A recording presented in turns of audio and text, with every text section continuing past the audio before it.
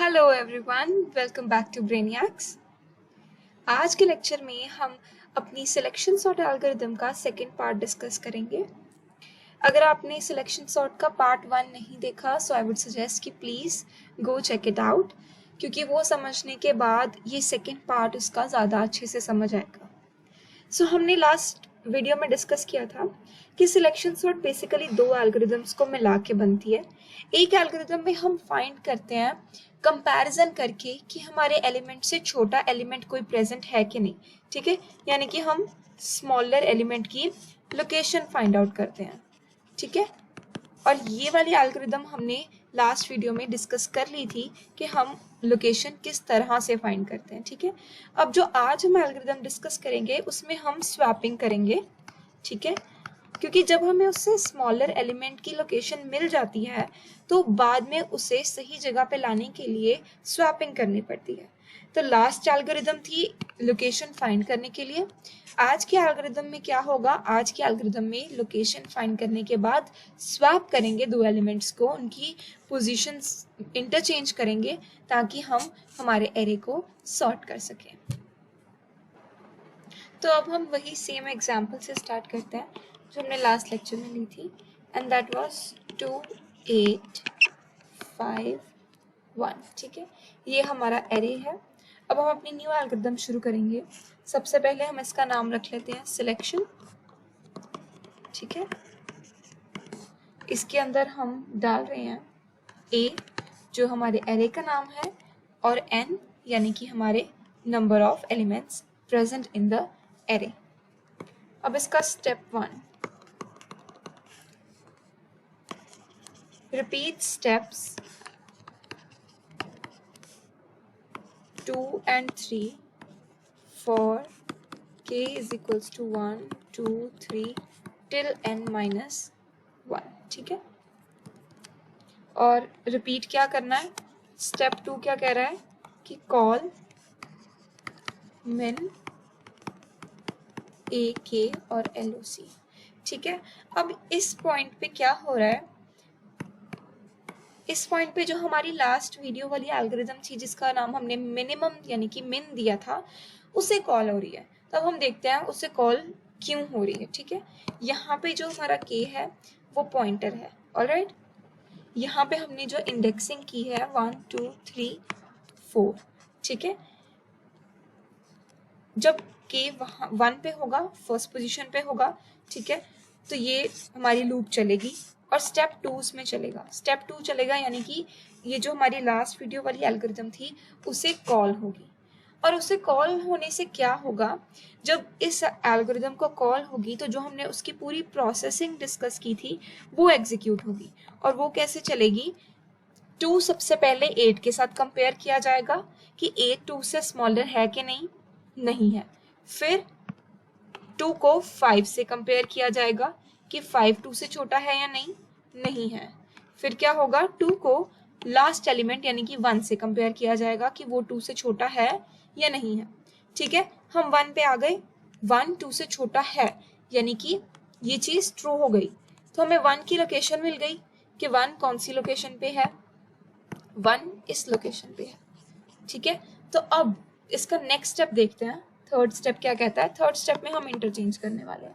अब हमें इस पॉइंट से लोकेशन मिल गई मिनिमम एलिमेंट की, जैसा कि हमने कहा था कि हम सबसे पहले स्मॉलर एलिमेंट की लोकेशन फाइंड आउट करते हैं, वो हमें मिल गई है।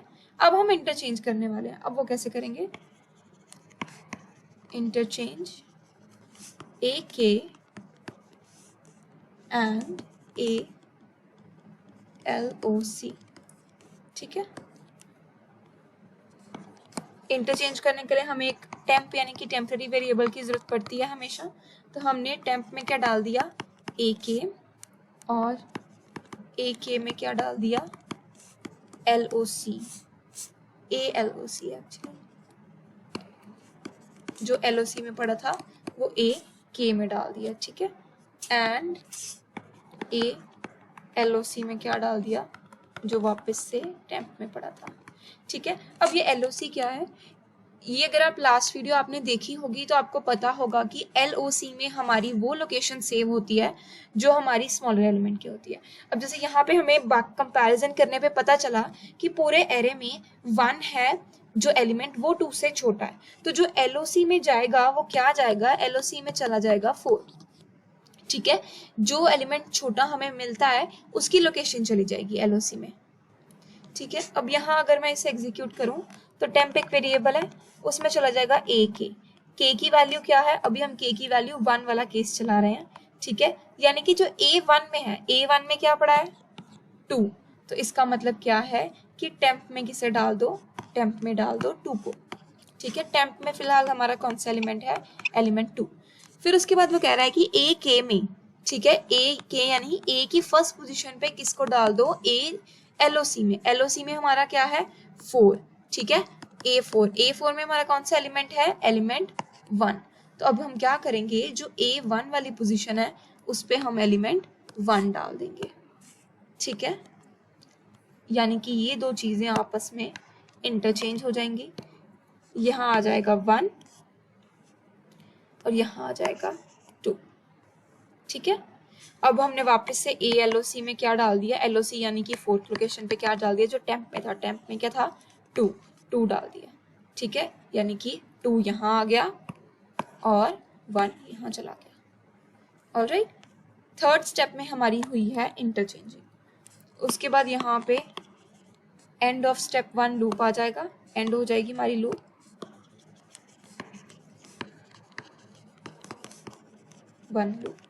ठीक है, और ये जो पूरी की पूरी प्रोसेसिंग है स्टेप 2 और स्टेप 3 वाली, ये कब तक चलने वाली है, ये चलने वाली है K1 से लेकर N-1 तक। अब इसका क्या मतलब है, 1 यानी कि फर्स्ट एलिमेंट, N-1 यानी कि 1 2 3 4, जितने टोटल नंबर ऑफ एलिमेंट्स हैं N, उनसे एक कम।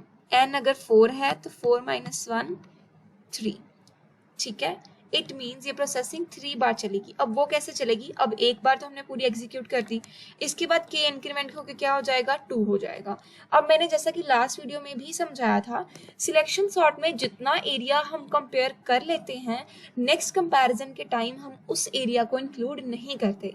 अब जैसा कि यहाँ पे मैं फर्स्ट एलिमेंट को इंटरचेंज करके कंपेयर कर चुकी हूँ, सब कुछ कर चुकी हूँ, तो अब मैं वापस से इस एलिमेंट को नहीं इंक्लूड करूंगी। अब फिलहाल मेरा इससे कोई लेना देना नहीं है, क्योंकि ये एलिमेंट अपनी सही जगह पे, अपनी डिजायर्ड लोकेशन पे पहुंच चुका है। तो अब जब K2 होगा यानी कि 8 का कंपैरिजन मैं 5 से करूंगी और 2 से करूंगी, तो मुझे पता लगेगा कि 8 से छोटा 5 है।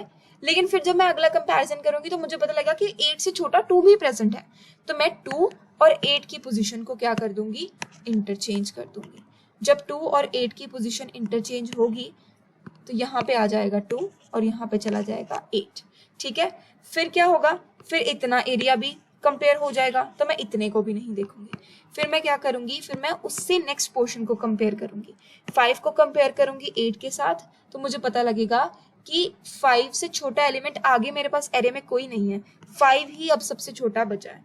ठीक है, तो इससे आप देख सकते हो जब मेरे सारे कंपैरिजंस और सारे इंटरचेंजेस हो जाएंगे तो मेरे पास 1 2 5 और 8 ये आउटपुट आएगी, जो कि मेरा सॉर्टेड एरे होकर आएगा।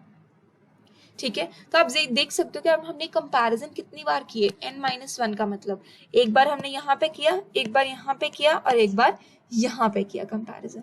ठीक है, उसके बाद क्योंकि N-1 हम इसलिए लगाते हैं क्योंकि लास्ट पे हमारे पास सिर्फ एक ही एलिमेंट बच जाता है और उसे हमें आगे किसी एलिमेंट से कंपेयर करने की जरूरत नहीं है, क्योंकि जब लास्ट में आखिर ही एलिमेंट बच गया है, इट मीन्स ऑलरेडी पूरा एरे सॉर्ट हो गया है। क्योंकि एज आई सेड कि मुझे पीछे वाले एलिमेंट से कोई लेना देना नहीं होता, जब मुझे कंपेयर करना है तो आगे वालों से करना है।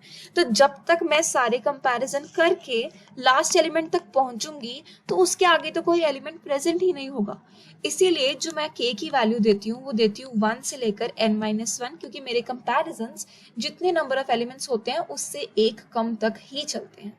ठीक है, जब ये लूप k = 1, k = 2, k = 3 इन तीनों पे चल जाएगी तो उसके बाद ये लूप फॉल्स हो जाएगी, क्योंकि k वो हो जाएगा 4, लेकिन लूप 4 - 1 यानी कि 3 तक ही चलनी है। जब k 4 हो जाएगा तो ये स्टेप 1 वाली लूप क्या हो जाएगी, फॉल्स तो यानी कि ये नहीं चलेगी। फिर मैं सीधा इस लूप से बाहर आ जाऊंगी और मेरा स्टेप 4 कहता है कि एग्जिट हो जाओ, और मैं एग्जिट हो जाऊंगी। ठीक है, अगर सपोज मेरे पास यहाँ 10 एलिमेंट्स होते तो ये लूप 1 से शुरू होती और 10 माइनस 1 यानी कि 9 तक चलती। k is equal to 1, k is equal to 2, k is equal to 3, so on, k is equal to 9 यहाँ तक चलती। और जैसे ही k 10 होता तो ये चलती ही नहीं, क्योंकि मेरी ये लूप वर्क ही सिर्फ n-1 यानी 9 तक करने वाली है। ऑलराइट, ऐसे ही जितने भी नंबर ऑफ एलिमेंट्स प्रेजेंट हो एरे में, उसी अकॉर्डिंग ये लूप वर्क करेगी। और बेसिकली ये एल्गोरिदम में हम जो काम कर रहे हैं वो कर रहे हैं सिर्फ एलिमेंट्स की इंटरचेंजिंग का।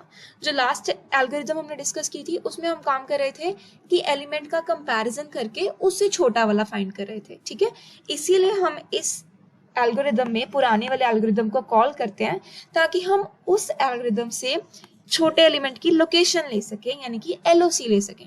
क्योंकि अगर हमें इंटरचेंज करना है तो हम छोटे वाले एलिमेंट की लोकेशन के बिना तो कर नहीं सकते, हमें उसकी लोकेशन पता होगी तभी हम वहां से उठाएंगे और उसे इंटरचेंज करेंगे। ठीक है, इसीलिए इस एल्गोरिदम के बीच में वो एल्गोरिदम कॉल होगी और वो लोकेशन फाइंड करेगी, और उसकी लोकेशन फाइंड की हुई जो होगी वो हमारे थर्ड स्टेप में काम आएगी। So this was all about part 2 of selection sort. I hope it was clear to all of you. Thank you for watching.